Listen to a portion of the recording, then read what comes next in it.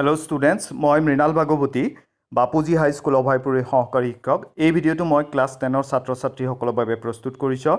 ইয়াত আজি আমি তোমালোকৰ গণিতৰ পাঠ্যপুথিৰ অনুশীলনী 6.2ৰ দুটামান অংকৰ বিষয়ে আলোচনা কৰিম। কিন্তু এই অংককেইটা কৰাৰ আগতে তোমালোকে এটা উপপাদ্যৰ বিষয়ে জানিব লাগিব। প্ৰথমে চাওঁ আহা এই উপপাদ্যটোনো কি। চোৱা, ইয়াতে উপপাদ্য 6.1 বুলি লিখা আছে। এই উপপাদ্যটো মই প্ৰথমে পঢ়ি দিছোঁ। যদি এডাল ৰেখা কোনো ত্ৰিভুজৰ এটা বাহুৰ সমান্তৰালকৈ টনা হয় আৰু ৰেখাডালে আন দুটা বাহুক দুটা নিৰ্দিষ্ট বিন্দুত ছেদ কৰে, তেনেহ'লে সেই বাহু দুটা একে অনুপাততে বিভক্ত হ'ব। এই উপপাদ্যটো তোমালোকে জানিব লাগিব আৰু এই উপপাদ্যটোক মৌলিক সমানুপাতিকতা উপপাদ্য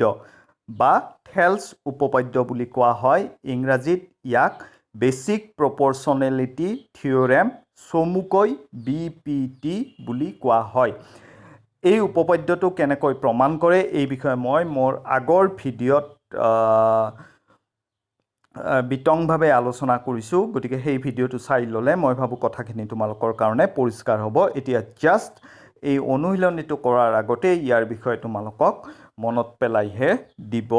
বিচাৰিছোঁ। তাৰপিছত এই মৌলিক সমানুপাতিকতা উপপাদ্যৰ বিপৰীত উপপাদ্যটোও তোমালোকে জানিব লাগিব। আৰু এই বিপৰীত উপপাদ্যটো হ'ল, যদি এডাল ৰেখাই এটা ত্ৰিভুজৰ যিকোনো দুটা বাহু একে অনুপাতত ভাগ কৰে, তেনেহ'লে সেই ৰেখাডাল তৃতীয় বাহুৰ সমান্তৰাল। এইটো হৈছে মৌলিক সমানুপাতিকতা উপপাদ্যৰ বিপৰীত উপপাদ্যটো,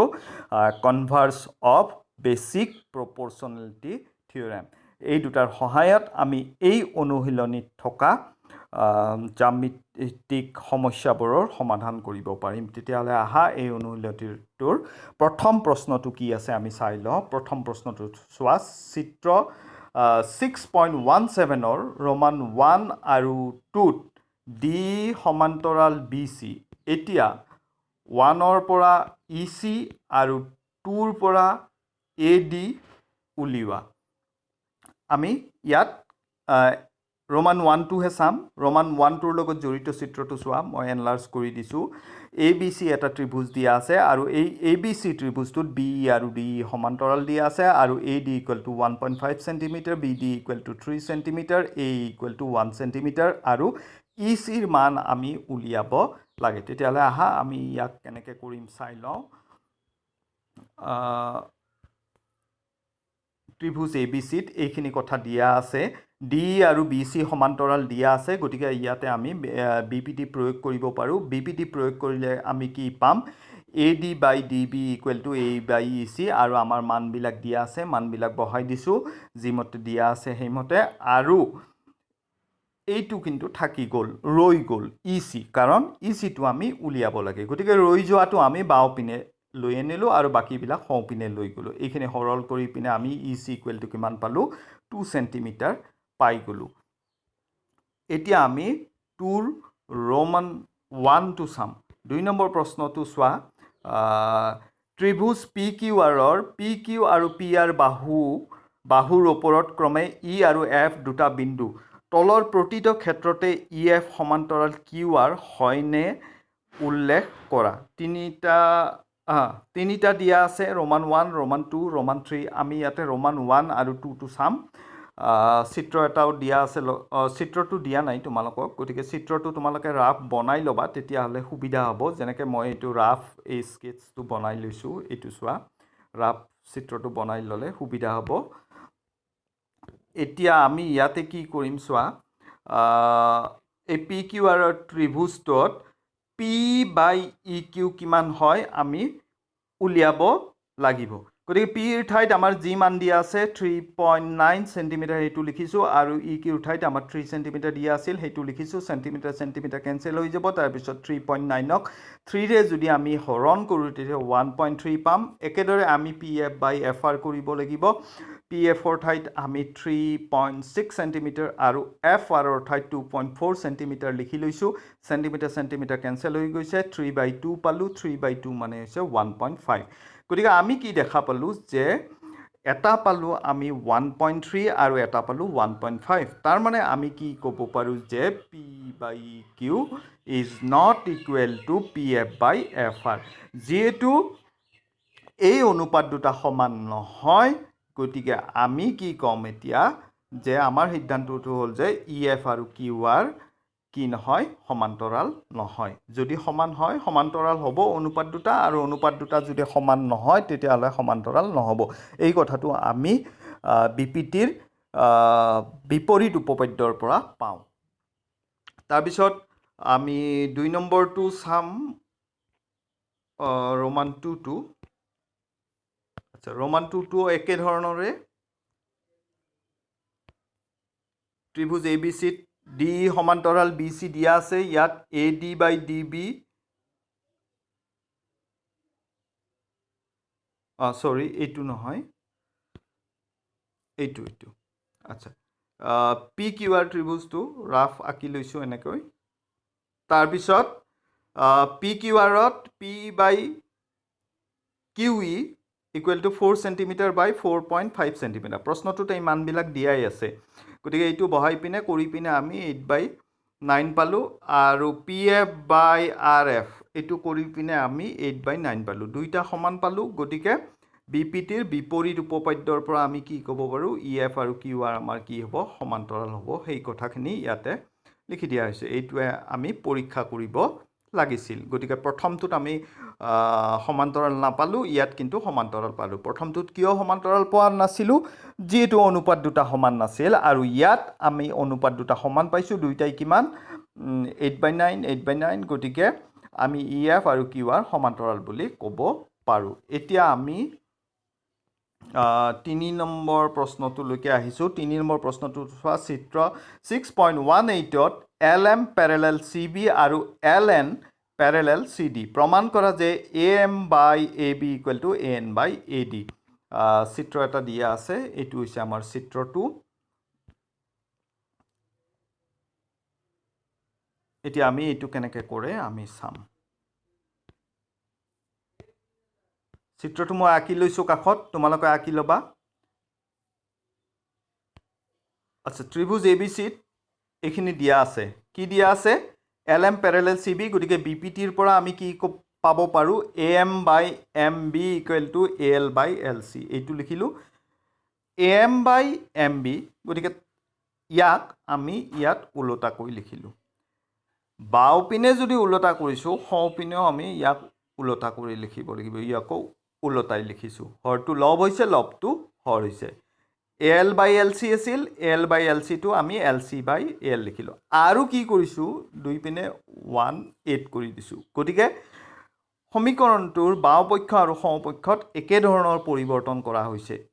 গতিকে এই একেধৰণৰ আমি পৰিৱৰ্তন কৰিব পাৰোঁ গতিকে মাজৰ চিনটো সমান চিনে থাকিব যিহেতু দুই পিনে বেলেগ বেলেগ ধৰণৰ পৰিৱৰ্তন কৰা হোৱা নাই তাৰপিছত নেক্সট ষ্টেপত আমি লসাগু ল'ব লাগিব লসাগু লৈ পিনে আমি সৰল কৰিছোঁ এতিয়া ওপৰত চোৱা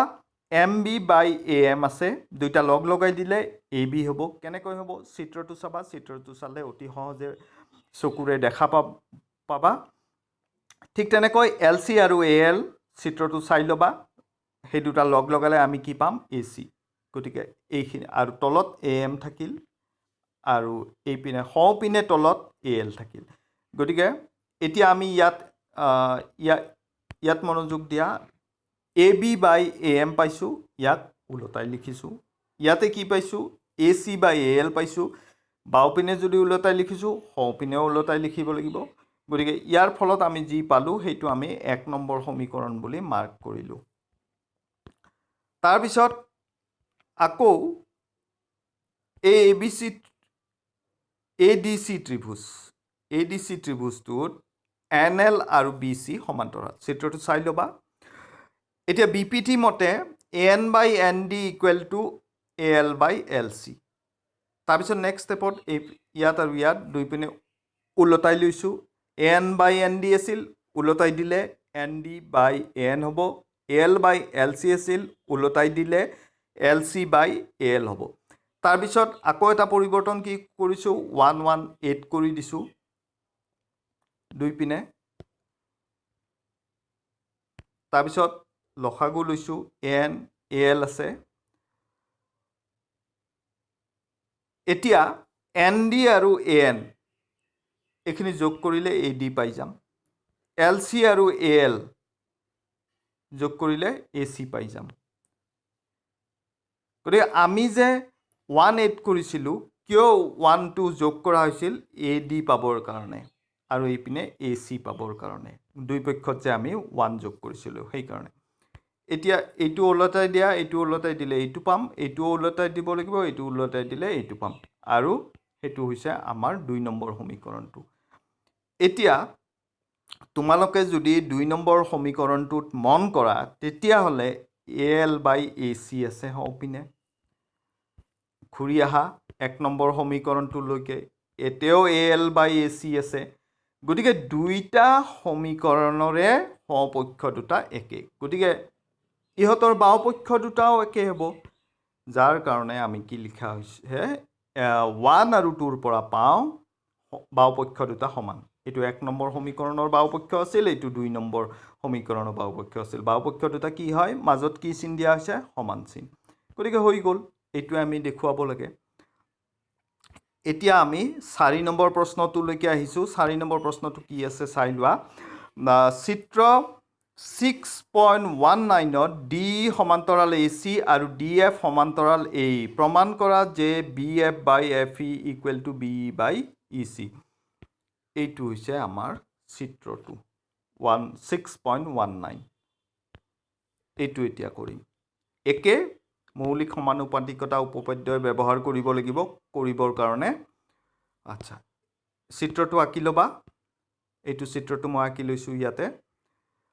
এই চিত্ৰটোত যদি তোমালোকে মন কৰা এ বি চি ত্ৰিভুজটোত আমি কি পাম ডি আৰু এ চি সমান্তৰাল পাম যদি এ বি চি ত্ৰিভুজটোত ডি সমান্তৰাল এ চি হয় তেতিয়াহ'লে বি পি টিৰ পৰা আমি কি পাব পাৰোঁ B D by D A equal to B by E C আৰু ইয়াক আমি 1 নম্বৰ সমীকৰণ বুলি চিহ্নিত কৰিছোঁ আকৌ চিত্ৰটোত যদি তুমি এ বি চি ত্ৰিভুজটোলৈকে মন কৰা তাত তোমালোকে কি পাবা ডি এফ আৰু এ কি পাবা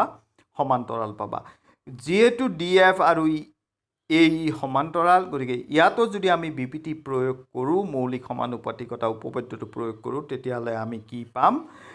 B D by D A equal to B F by F C আৰু ইয়াক 2 নম্বৰ সমীকৰণ হিচাপে আমি মাৰ্ক কৰিছোঁ এতিয়া তোমালোকে মন কৰা 1 নম্বৰ সমীকৰণটোৰ এইটো 1 নম্বৰ সমীকৰণটোৰ এইটো B D by D A 2 নম্বৰ সমীকৰণটোৰ বাওপক্ষটো B D by D A বাওপক্ষ দুটা সমান গতিকে ইহঁতৰ সমপক্ষ দুটাও কি হ'ব সমান হ'ব গতিকে ইয়াত আমি কি লিখিছোঁ 1 আৰু 2ৰ পৰা পাওঁ কি পাওঁ এই কথাখিনি পাওঁ ইহঁতৰ সমীকৰণ দুটা সমপক্ষ দুটাও কি হয় সমান হয় যিহেতু বাওপক্ষ দুটা সমান সেইটোৱে লিখি দিলে হ'ল B F by F E equal to B by E C গতিকে আমি এই যিখিনি আমি দেখুৱাব লাগিছিল সেইটো দেখুওৱা হৈ গ'ল তোমালোকে কেৱল ভিডিঅ'টো নাচাবা ভিডিঅ'টো চোৱাৰ লগতে তোমালোকে কি কৰিব লাগিব কাগজ কলম উলিয়াই ল'বা তোমালোকৰ পাঠ্যপুথিখন উলিয়াই ল'বা লৈ পিনে নিজে লিখি পিনে কৰিবা তেতিয়াহ'লেহে কামত দিব নহ'লে কেৱল যদি ভিডিঅ'টো চাই গান শুনাৰ দৰে চাই পিনে তোমালোকৰ দায়িত্ব সামৰি থোৱা তেতিয়াহ'লে কিন্তু কামত নিদিব তোমালোকে লিখি পিনে চিন্তা কৰি পিনে কি কৰিলা তাক চিন্তা কৰিবা তেতিয়াহ'লে এইকেইটা সমস্যা জ্যামিতিক সমস্যা বিশেষ টান নহয় মই ভাবোঁ তোমালোকে অতি সহজে কথাখিনি বুজি পাবা চ' আজিৰ এই ভিডিঅ'টো চোৱাৰ বাবে তোমালোক আটাইলৈকে ধন্যবাদ জনাই মোৰ ভিডিঅ' মই ইয়াতে সামৰিব বিচাৰিছোঁ ধন্যবাদ